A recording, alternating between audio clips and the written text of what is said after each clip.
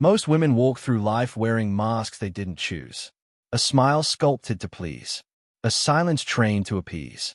A body shaped not for their own desires, but for the eyes that appraise it. Somewhere between girlhood and womanhood, they learn to survive instead of thrive, to belong instead of become. But beneath the polished performance, something ancient stays. A whisper, a pulse, the soul's quiet rebellion against the persona it was forced to wear. Carl Jung once said, "Life really does begin at 40. Up until then, you are just doing research." But it is not the number that matters. It is the awakening. The moment a woman looks into the mirror and no longer sees her roles, her traumas, or the broken reflections handed down to her. She sees herself. That moment is terrifying. That moment is divine. What if the life you were living wasn't yours? What if the lovers you chose reflected not your soul, but your wound? What if your deepest longing wasn't for love, but for reunion with the self you abandoned to be accepted? The feminine psyche, as Jung knew, is not made of sugar and softness. It is made of chaos and cosmos. She is the maiden, the mother, the mystic, the crone, all in one. But she has been taught to amputate her inner wildness, to fear her own rage, to doubt her intuition. She was told to chase love, not wholeness, to be chosen, not to choose. And so she gave away her sacred power, piece by piece, in exchange for comfort and illusion. But the psyche does not forget. Beneath every heartbreak is a hidden door. Behind every betrayal, a mirror. The man who ignored you, he awakened the child in you still begging to be seen. The lover who left you, he exposed the part of you that abandoned yourself long ago. The shame you carry, it isn't yours. It's inherited, embedded, imposed. You are not too much. You are not unworthy. You are not broken. You are unclaimed. The shadow, Jung's name for the hidden self, is not your enemy. It is your map. The shadow holds your unlived desires, your buried rage, your silenced genius. When you run from it, it chases you through patterns, people, and pain. But when you turn toward it, you begin to remember who you were before the world told you who to be. To find yourself, you must lose the self that was constructed for survival. Individuation, the sacred journey Jung described, is not about becoming someone new. It is about becoming real. It is the unraveling of illusion, the confrontation with truth. It is brutal. It is liberating. You must face your own projections, the parts of you cast onto others. The man you worshipped, he was your animus, your inner masculine, unloved and unseen. The rival you hated, she was your rejected potential, your power wearing someone else's name. Until you see yourself clearly, you will be drawn to people who reflect your blindness. You will crave the unavailable, because you are emotionally unavailable to yourself. You will fall for the distant, because you have distanced yourself from your needs. You will fight for breadcrumbs, because you forgot you are the feast. Healing begins not with affirmations, but with confrontation. You must dare to meet the parts of yourself you've disowned. The jealous one, the needy one, the seductive one, the cold one, the one who wanted revenge. They are all parts of your psyche, craving integration, not judgment. Some women wake up after a man leaves. Some wake up when they leave themselves. Either way, the call comes. And when it does, you will no longer be able to stay asleep. The things you tolerated will now irritate your bones. The roles you played will suddenly feel like cages. You will look around and wonder how you ever fit into such smallness. And this disorientation, is grace in disguise. It means your soul has outgrown the skin it was forced to wear. Stoic philosophy echoes Jung's wisdom. Epictetus said, "No man is free who is not master of himself." The same is true for the feminine. No woman is free until she masters her internal world, not through control, but through deep, sacred awareness. Your worth is not proven by being chosen. Your value is not measured by how much pain you can endure. You do not exist to complete anyone. You are already whole. So ask yourself, not what he wants, not what they expect, but what do I long for when I am alone with my truth? To reclaim the self is not a gentle walk into the light. It is a descent, a courageous journey into the underworld of your psyche, where the masks fall and the mirrors multiply. In mythology, Inanna, the ancient goddess, descended through 7 gates, stripping herself bare of her titles, jewels, and garments. Each gate demanded a sacrifice. Each layer removed brought her closer to her essence. This is what happens when a woman begins her true life. She unlearns everything that kept her safe but stagnant. She sheds identities like snakeskin, the good girl, the pleaser, the perfectionist, the performer. These were never her truth, only her armor. And beneath the armor is something far more powerful than perfection: presence, power, wholeness. You don't need to be fixed. You need to be found. The woman disconnected from herself clings to symbols of worth: the relationship, the ring, the recognition, the rescue. She calls it love, but it's really a longing to be mirrored. She wants someone to see her because she has forgotten how to see herself. She doesn't realize that every time she betrays her intuition to please another, a fracture forms in her soul. This is not weakness. It is programming. It is survival. But survival is not living. And at some point, the soul revolts. That's when the storms come. The endings. The isolation. The silence. The people you thought would stay vanish. The job no longer fits. The mask begins to crack. And though it feels like your world is falling apart, what's really happening is this: the false life is collapsing so that your true life can rise. The chaos is initiation. Do not run. Do not numb. Do not patch the wound with distractions or chase love to avoid the void. The void is sacred. It is the womb of rebirth. Let it hollow you. Let it strip you. Let it demand your surrender. Because what emerges on the other side is not a better version of who you were, but a deeper embodiment of who you've always been. Individuation, Jung taught, is not about perfection. It's about integration. The dark with the light. The feminine with the masculine. The sacred with the profane. It is a return to wholeness through radical honesty. It means admitting, yes, I was hurt. Yes, I abandoned myself. Yes, I tolerated what I should have walked away from. But now, I choose differently. The woman who finds herself stops performing. She stops chasing. She no longer competes with other women, because she knows that comparison is a symptom of disconnection. She reclaims her sensuality, not as a tool for validation, but as a language of power. How energy no longer leaks into proving. It becomes sovereign, contained, magnetic. This kind of woman unnerves people who have only known her as broken. She no longer explains herself. She no longer waters herself down to be digestible. She speaks less, but her presence says more. And when she loves, it's not from a place of lack. It's not "please love me so I can feel whole." It's "I love you because I am already whole." This is the essence of self-actualization. Seneca once said, "If you live in harmony with nature, you will never be poor. If you live according to opinion, you will never be rich." And what is more natural than a woman who has returned to her essence? A woman who walks through the world not as an object, but as a force. Not in reaction, but in response. Not to be accepted, but to be true. Some will call her intimidating. Others, divine. They won't know how to label her, because she no longer fits into a box. She has faced her darkness and claimed her light. She has sat with the emptiness and found herself still whole. And from this place, she no longer fears rejection, because she has stopped rejecting herself. She no longer fears loneliness, because she has become her own home. She no longer fears loss, because nothing essential can ever be taken from her again. You don't become this woman overnight. You remember her.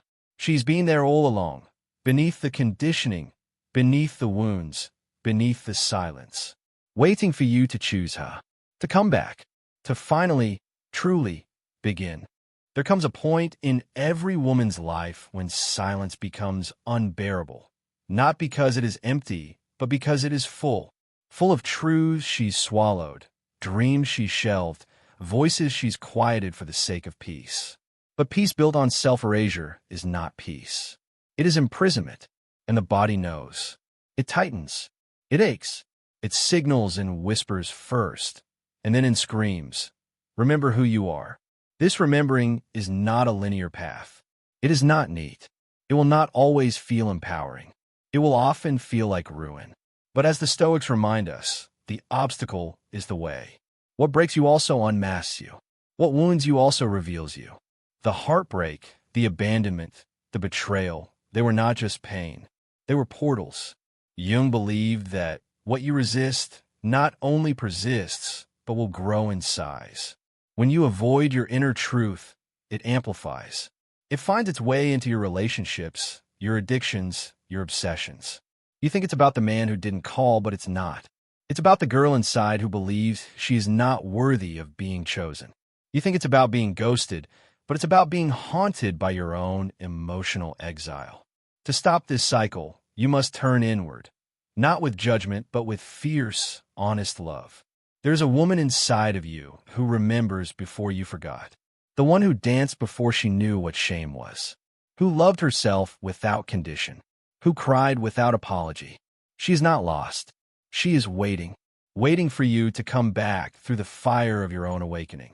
Waiting for you to see her, not with the eyes of the world, but with the eyes of truth. The feminine in her wildest form is not docile, not domesticated. She is chaos and creation, storm and stillness. She is not here to fit into a system that was never built for her power. She is here to transform it. But that transformation begins within.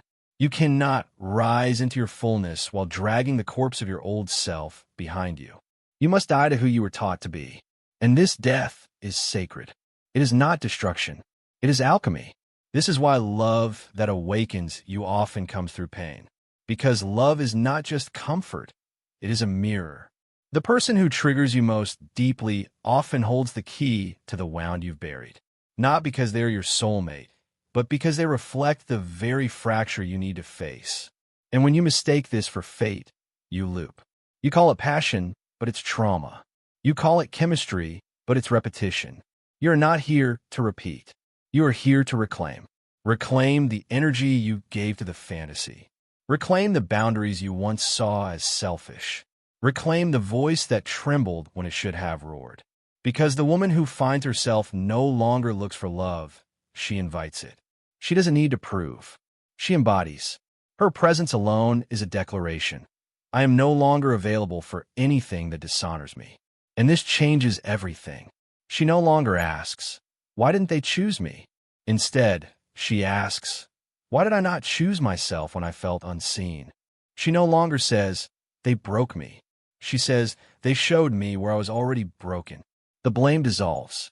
The victim becomes the witness. And from that sacred place, the soul speaks clearly. Thank you for leaving. It brought me home. Marcus Aurelius wrote, you have power over your mind, not outside events.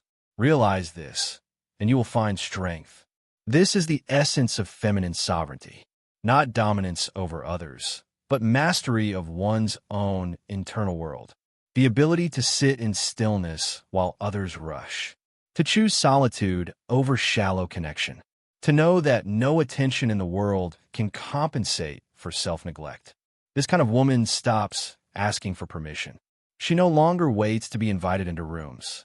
She builds her own. She no longer shrinks to avoid intimidating others. She lets her presence speak unapologetically. She no longer apologizes for needing more. She knows her needs are sacred, not burdensome. And when she loves, it is not from a fractured place. It is not desperate. It is not bargaining disguised as intimacy. It is a gift, freely given, never coerced. Her love nourishes, not depletes. It does not beg, it blesses, because she has already chosen herself. The woman who chooses herself becomes mythic, not in story, but in spirit. She becomes the embodiment of the archetype that no longer waits to be rescued, but awakens herself from the dream. She is not bitter. She is not hardened. She is simply clear. And in that clarity, her soul is no longer for sale. She sees the patterns. The way women are conditioned to romanticize neglect, to interpret emotional unavailability as mystery, to believe that suffering earns love. The way they are told to smile more, give more, forgive more. even when it costs them their dignity. And she says no, not because she is cold, but because she is conscious. She knows now. The pain was never proof of love. It was proof of her own disconnection. To walk the path of individuation is to rebel against the inherited scripts. It is to stop performing for love and start living in truth. Jung saw the self not as a mask we wear, but as a center we return to, a nucleus of wholeness that contains both shadow and light, masculine and feminine, wound and wisdom. To individuate is not to become perfect, but to become complete. This is not the kind of completeness that the world recognizes. It doesn't come in polished images or accolades. It comes in quiet choices, the text not sent, the boundary honored, the goodbye that hurt but healed. It comes in the moment you look at yourself in the mirror and feel reverence instead of resistance. Most people don't want to meet themselves because they're afraid of what they'll find. But the truth is, your deepest self is not terrifying. What's terrifying is how long you've lived without her. To find yourself, you must be willing to sit in the discomfort of unlearning, to resist the urge to fill the silence with someone else's voice, to let the grief move through you, not just for what happened, but for the years you betrayed yourself, trying to make it mean something more. You were never unlovable. You were unmirrored. But now, you are the mirror. You reflect back to yourself the beauty, the power, the wild intelligence that no external source could sustain. And in doing so, you release the need to be chosen. You understand that being chosen is a passive role, but choosing is an act of divine will. Choosing yourself every day, again and again, even when it's hard, especially when it's hard, is the true beginning of life. And that's the paradox. You only become truly magnetic when you no longer need to attract. When your energy is turned inward, when your roots are deep and your boundaries are strong, you become a force of nature. You become the calm in the storm, not because you control the storm, but because you are the storm, conscious, wild, directed. Epictetus said, "It's not what happens to you, but how you react to it that matters." A woman who has found herself doesn't react. She responds. Not from fear, not from ego, but from alignment. She knows who she is. She knows what she's worth. And anything or anyone that does not recognize that becomes a clear no, not a personal wound. She no longer leaks energy into over-explaining, over-giving, over-performing. She stops trying to earn what should be freely given. Her presence becomes a filter. Only those who resonate with her frequency can enter. Not because she's elitist, but because she's honoring herself. This kind of woman terrifies those who profit from her insecurity. They will try to shame her, call her too much, too cold, too independent. But she will not bend. She will not contort to be palatable. She has learned softness is not weakness when it flows from strength. Vulnerability is not submission when it is sovereign. And love is not sacrifice when it does not cost your soul. She has stepped outside the matrix of neediness and fear. She no longer fears being alone because she is not lonely. She is aligned. Her solitude is not a punishment. It is a temple, a sacred space where her truth speaks clearly and her intuition sharpens like a blade. She knows now. Her peace is the most expensive thing she owns. And no connection is worth the price of its destruction. Because once you find yourself, the world cannot unfind you. The moment a woman stops seeking outside of herself, the world around her begins to rearrange. Not because the world has changed, but because she has. Her perception sharpens. Her discernment deepens. She no longer romanticizes potential in men, in friends, in dreams. She honors what is. She accepts reality, not as defeat, but as sacred instruction. Jung taught that the unconscious, when left unexplored, controls our fate and we call it destiny. But when brought to consciousness, it becomes our liberation.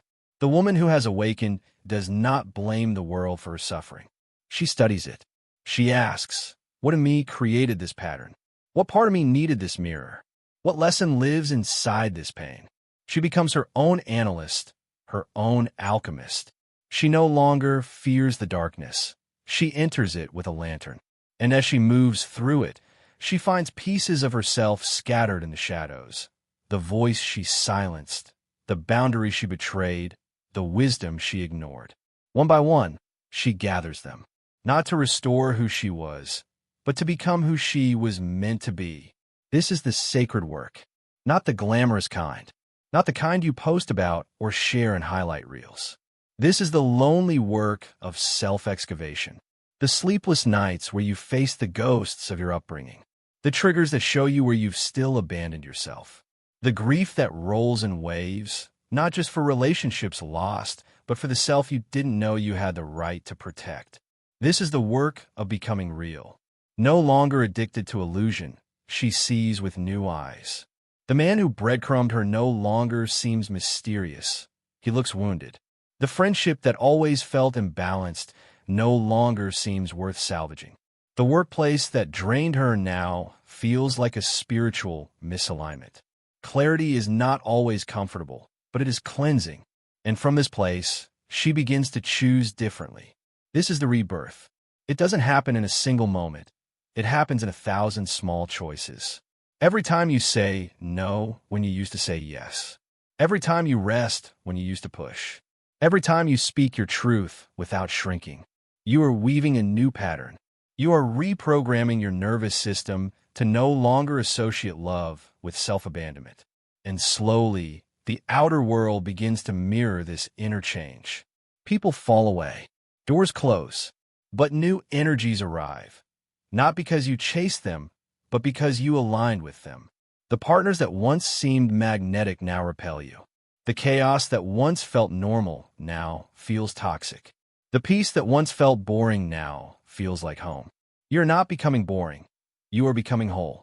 You stop being impressed by the performance of love. You wait for its embodiment. You no longer settle for potential. You demand presence. You're not afraid to walk away. You're not afraid to start again. Because you have something you never had before. You have yourself. And with that, the entire frequency of your existence shifts. You're no longer attracting from the wound, but from the womb of your wisdom. Your feminine essence, once diluted, now burns with clarity. She is not soft for validation. She is soft because she is strong. She is not open to anyone. She is open to truth. She is not seductive for approval. She is seductive because she is rooted. The anima, Jung's term for the inner feminine, has matured. She no longer plays in the illusions of love. She sees through masks, including her own.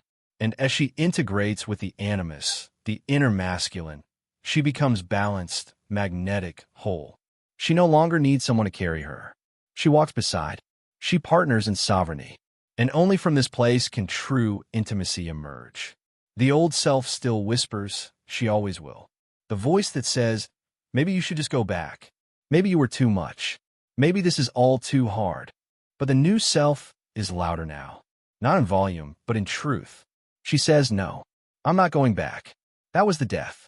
This is the resurrection. This is not the ending. This is the beginning of life, real life. Unmasked, untamed, undeniable. And now, in the quiet aftermath of all she shed, the illusions, the masks, the ache to be chosen, a woman stands reborn. She does not need to announce it. There is no parade for this kind of becoming. Only a new way she carries herself, like a force wrapped in silence.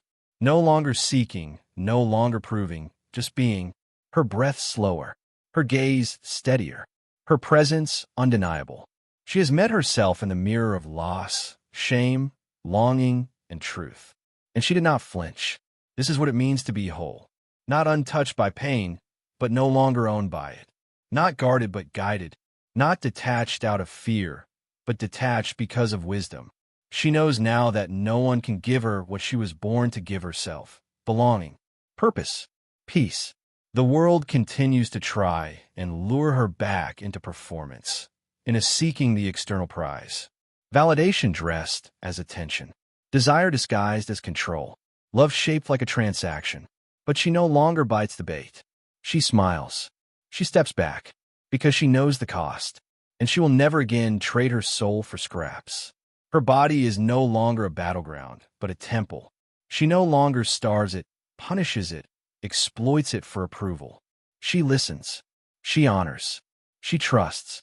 And in doing so, she reclaims the sacred relationship most women were taught to fear, the one with their own physical being. Her mind is no longer a prison, but a garden. She plants thoughts that grow freedom. She notices the old narratives, "I'm not enough, it's my fault, I'll be loved when," and she does not believe them. She speaks to herself like someone she loves, because she is someone she loves. Her heart, it is open, but selective. She does not guard it with walls. She protects it with discernment. Not everyone gets access. Not everyone gets to sit at the table of her energy. She doesn't need to explain this. She doesn't need to be understood.